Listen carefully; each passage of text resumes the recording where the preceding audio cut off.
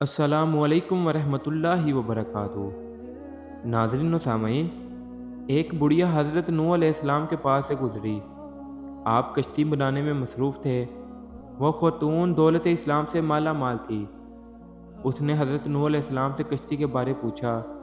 آپ علیہ السلام نے فرمایا، اللہ تعالیٰ ان قریب طوفان سے کفار کو برباد کر دے گا اور اہل ایمان اس کشتی میں بیٹھ کر بچ جائیں گے۔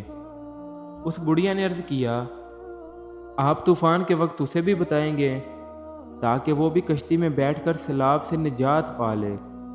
جب وہ مقررہ وقت آیا تو حضرت نوح علیہ السلام مخلوق کو کشتی میں سوار کرنے میں مصروف ہو گئے اور اس بڑھیا کی بات بھول گئے۔ وہ آپ علیہ السلام سے دور تھی۔ پھر کفار ہلاک ہو گئے، مومن نجات پا گئے، اہل ایمان کشتی سے باہر آ گئے۔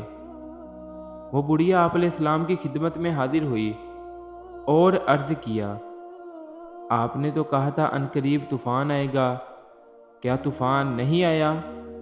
آپ علیہ السلام نے فرمایا، طوفان آ چکا ہے، اللہ تعالیٰ کا امر واقع ہو چکا ہے۔ آپ علیہ السلام نے بڑھیا کے معاملے پر تعجب کیا۔ اللہ تعالیٰ نے اسے اسی کے گھر میں بچا لیا۔ وہ کشتی پر سوار بھی نہیں ہوئی، اس نے طوفان دیکھا تک نہیں۔ اللہ تعالیٰ اپنے مومن بندوں کی حمایت و حفاظت اسی طرح کرتا ہے۔ کیا یہ واقعہ احادیث سے ثابت ہے؟